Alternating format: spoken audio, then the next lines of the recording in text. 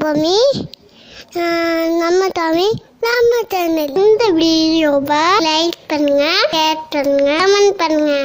குலதெய்வ வழிபாடு அப்படிங்கிறது ரொம்ப அவசியமானது, அதில் சந்தேகமே கொள்ள வேண்டாம். எத்தனை பேருக்கு ஞாபகப்படுத்துறதுக்காக இந்த பதிவு அப்படின்னு தெரியல, அடியனுக்கு தோன்றியது, அதனால் இந்த பதிவு.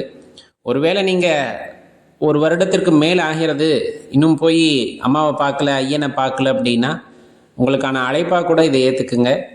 போய் உங்களால் முடிஞ்ச வழிபாட்டை அங்கே செஞ்சுட்டு வாங்க. அனைவருக்கும் கோபிநாத்தின் அன்பு வணக்கங்கள் நண்பர்களே.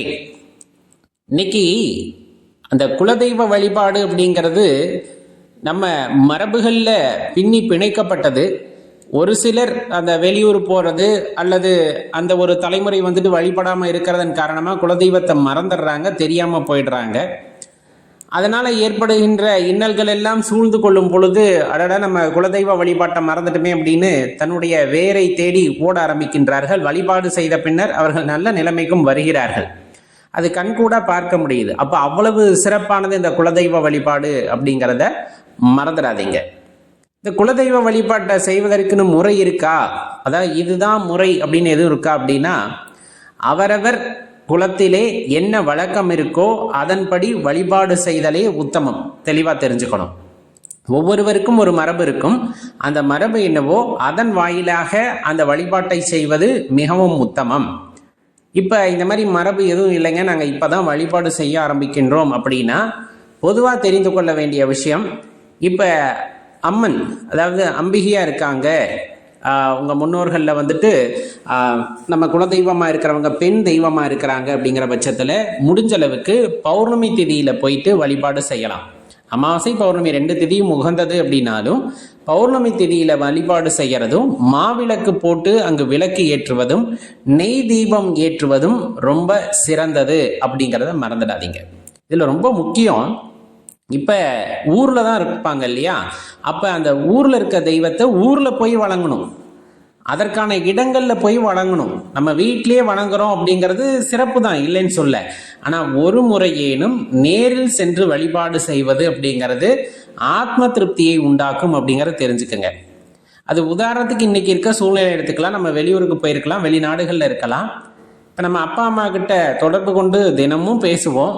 ஆனாலும் ஒரு நாள் நீங்கள் நேரில் போகும்போது அந்த அப்பா அம்மா முகத்தில் எவ்வளவு ஆனந்தம் இருக்குது அப்படிங்கிறத பாருங்கள். ரெண்டுக்கும் வித்தியாசம் இருக்குது. தினமும் நம்ம தொலைபேசியில் பேசியிருப்போம், ஆனால் ஒரு நாள் நேரில் பார்த்தா அவ்வளவு சந்தோஷமாவாங்க. இன்னும் சொல்ல போனால் காணொலி வாயிலாக கூட நம்ம தினமும் பேசியிருந்துருக்கலாம். ஆனால் நேரில் பார்க்கும்போது அந்த ஸ்பரிசம், அந்த ஆனந்தம் அப்படிங்கிறது வித்தியாசமானது. அதைத்தானே நம்ம முன்னோர்களும் விரும்புவாங்க. நம்ம வீட்லேயே வழிபட்டாலும் சரி, நேராக போய் நம்ம என்ன ஒரு முழம் பூ வாங்கிட்டு போக போகிறோம், கிளறுன சாப்பாடு ஏதாச்சும் எடுத்துகிட்டு போக போகிறீங்க, இல்லை அங்கே போய் பொங்கல் வைத்து படையல் போட போகிறோம், நேராக அங்கே போனோன்னா மாவிளக்கு இந்த மாதிரி விஷயங்களை செய்து தேங்காய்ல அபிஷேகம் செய்துட்டு வரப்போகிறோம். நீங்கள் நேரில் போய் அம்மா அப்படின்னு கூப்பிட்ற அந்த ஒரு வார்த்தை, ஐயா அப்படின்னு கூப்பிட்ற ஒரு வார்த்தை அவங்களுக்கு மிகுந்த மகிழ்ச்சியை உண்டாக்கும். உங்கள் வாழ்க்கையில் எந்த பிரச்சனை இருந்தாலும் அந்த பிரச்சனையை தன்னால் முடிந்தவரை சரி செய்து விடுவார்கள். ஏன்னா நிறைய பேர்த்துக்கு இந்த வாழ்க்கையில் தடை அப்படிங்கிறது கண்திருஷ்டியின் காரணமாக, பொறாமையின் காரணமாக, இல்லை கிரக கோளாறுகள் காரணமாக வாழ்க்கையில் நிறைய தடைகள் ஏற்படலாம். இல்லை இந்த கண்திருஷ்டி, இந்த பொறாமை, இந்த மாதிரி இருக்கிற விஷயங்களால் சில விஷயங்கள் தடைப்பட்டு இருக்குது அப்படின்னாலும், கிரக அமைப்புனால சில விஷயங்கள் தடைப்பட்டு இருக்குது அப்படின்னாலும், முன்னோர்களுடைய ஆசீர்வாதத்தின் காரணமாக, அந்த குலதெய்வத்தின் ஆசீர்வாதம் காரணமாக அந்த தடைகள் நீங்கும் அப்படிங்கிறது அசைக்க முடியாத நம்பிக்கை. கண்டிப்பாக இது நம்ம மரபுகளில் வந்து கொண்டிருக்கின்ற நம்பிக்கை. அதனால் அருகாமையில் இருந்தாலும் சரி, தூரமாக இருந்தாலும் சரி, அருகாமையில் இருந்தால் மாதம் ஒரு முறை போயிட்டு விளக்கு போட்டு வழிபாடு செய்து விட்டு வாருங்கள். தூரமாக இருக்காங்க அப்படிங்கிற பட்சத்தில் குறைந்தபட்சம் வருடம் ஒரு முறையாவது உங்கள் தெய்வத்தின் எல்லையை மிதித்து விட்டு அங்கு சென்று அம்மா என்று அழைத்து, அப்பா என்று அழைத்து வழிபாட்டை செய்து வாருங்கள். கண்டிப்பாக அதனுடைய பலன் அப்படிங்கிறது உங்களுக்கு உடனே தெரியும். ரொம்பவெல்லாம் தேவையில்லை, உடனே தெரியும். இப்போ அதே ஐயனா இருக்காங்க அப்படிங்கிற பட்சத்தில் நம்ம பெரும்பாலும் அமாவாசையை தேர்ந்தெடுத்துக்கலாம். அதே போல் நல்லெண்ணெய் தீபம் ஏற்றலாம், மாவிளக்கு அவங்களுக்கும் போடலாம், இல்லை பொங்கல் வைத்து படையல் போடுறதுனால போடலாம். சில பேர்த்துக்கு வந்துட்டு பார்த்தீங்கன்னா மரபுகள்லேயே பலி கொடுக்கின்ற பழக்கம் அப்படின்னு இருக்குது. அது அந்த ஆலயங்களில் ஏற்றுக்கொள்ளப்படுகிறது அப்படிங்கிற பட்சத்தில், அதுதான் மரபு அப்படிங்கிற பட்சத்தில் இறைவன் மீது பாரத்தை போட்டுவிட்டு செய்யலாம். இது எல்லாம் ரொம்ப முக்கியமான விஷயங்கள். இப்போ இது சொல்லும் போது உயிர் பலி அப்படிங்கிறது பொதுவாக வந்துட்டு மரபுகளில் பார்த்தோம் அப்படின்னா வந்து கொண்டு இருக்கும். ஆனால் கொஞ்சம் நம்ம மேம்பட்ட தேடலுக்கு போகிறோம் அப்படின்னா அதெல்லாம் தவிர்ப்போம். ஆனால் குலதெய்வத்துக்குன்னு போகும்போது நம்ம அதை எடுத்து சாப்பிடலை அப்படின்னா கூட இறைவனுக்கு என்ன கொடுக்கணுமோ அதை குலதெய்வ வழிபாட்டில் செய்து விடுவது உத்தமம் அப்படிங்கிறதையும் தெரிஞ்சுக்கணும்.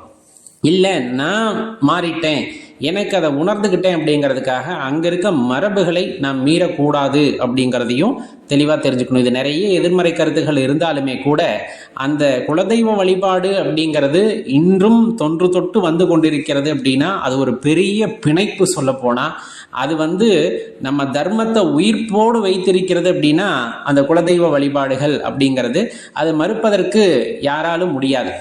அந்த வழிபாட்டில் இப்போ நம்ம சொன்ன மாதிரி அமாவாசை அல்லது பௌர்ணமி தினங்களில் வழிபாடு செய்ய முடியலை, போக முடியலைனாலும் ஆடி மாதத்திலேயோ தை மாதத்திலேயோ உங்களால் முடிந்த மாதங்களில் மாத பிறப்பன்று சென்று நீங்கள் வழிபாடு செய்வதுமே உத்தமம் அப்படிங்கிறத மறந்துட வேண்டாம். இதுக்கெல்லாம் சிறப்பு கொடுக்கும் வகையில் நம்ம என்ன செய்யலாம்னா அங்கே அன்னதானம் செய்வது, அங்கே இருக்கக்கூடிய நபர்கள் ஒரு 10 பேருக்காவது நாம் தான தர்மம் செய்கிறது அப்படிங்கிறதும் அதுலேயும் அந்த வாசல்ல இருந்து செய்கிறது அப்படிங்கிறது அந்த இறைவனுடைய அருளை, உங்கள் குலதெய்வத்தினுடைய அருளை பூரணமாக பெற்றுத்தரும். நிறைய சொல்லுவாங்க, குலதெய்வத்தை கட்டி வச்சுட்டாங்க, குலதெய்வத்தை வராமல் செஞ்சுட்டாங்க அப்படி இப்படின்னு. ஒரே ஒரு விஷயம் தெரிஞ்சுக்குங்க, எப்பேற்பட்ட கட்டாக இருந்தாலும் அந்த எல்லையிலே சென்று நின்று உன்னை கற்ற அளவுக்கா இருக்கு, நான் உன் மகன் இல்லையா, நான் கூப்பிட்ட குரலுக்கு உன்னால் கட்டை உடைச்சிட்டு வர முடியாதா அப்படின்னு அந்த ஒரு கேள்வி, நீங்கள் கேட்கின்ற உரிமையான ஒரு கேள்விக்கு அது எப்பேற்பட்ட கட்டாக இருந்தாலும், அதெல்லாம் அடுத்த விஷயம், கட்ட முடியாது அப்படிங்கிறது. ஒருவேளை உங்களுக்கு அதில் நம்பிக்கை இருந்தது அப்படிங்கிற பட்சத்தில் எப்பேற்பட்ட கட்டாக இருந்தாலும் உடைத்தெறிந்து தகர்த்தெறிந்து விட்டு உங்கள் வீட்டை நோக்கி அவர்கள் வருவார்கள் அப்படின்னா அதில் நீங்கள் சந்தேகமே பட வேண்டாம். காரணம், ரொம்ப ஆற்றல் மிக்க தெய்வங்கள். குலதெய்வம் அப்படிங்கிறவங்க உங்களுக்கான தெய்வம். உங்களை பாதுகாத்து உங்களை வாழ்க்கையிலே அடுத்த நிலைக்கு தூக்கிவிடக்கூடிய ஆற்றல் படைத்த தெய்வம் அப்படின்னா அந்த குலதெய்வத்தை சொல்லுவாங்க.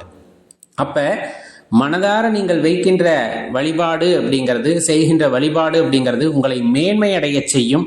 உங்களை வாழ்க்கையிலே உயர்த்திவிடக்கூடிய ஆற்றல் அந்த தெய்வங்களுக்கு உண்டு அப்படிங்கிறதையும் தெரிஞ்சுக்கணும். சில பேர் பொங்கலுக்கு போவாங்க, சில பேர் மாத பிறப்புக்கு போவாங்க, சில பேர் மாசி மாதம் அமாவாசை அன்னைக்கு போவாங்க, சிவராத்திரி அன்றைக்கு போவாங்க. இந்த மாதிரி ஒவ்வொருவருக்கும் ஒவ்வொரு வழக்கம். அதை தான் தொடர்ந்து செய்கிறீர்கள் என்றால் அவ்வாறே செய்து வாருங்கள். அதில் எந்த மாற்றமும் நீங்கள் செய்ய வேண்டாம். பூரணமான அருள் கிடைக்கும் போது உங்களுக்கே தெரியும், அது ஒரு நல்ல அனுபவமாக இருக்கும். இது வரணும் போகலைன்னா கூட தயவு செய்து இதை ஒரு வேண்டுகோளாக ஏற்று உங்கள் குலதெய்வ ஆலயத்திற்கு விஜயம் செய்துவிட்டு வாருங்கள். எல்லா நன்மைகளும் உங்களுக்கு உண்டாகட்டும். நன்றி, வணக்கம்.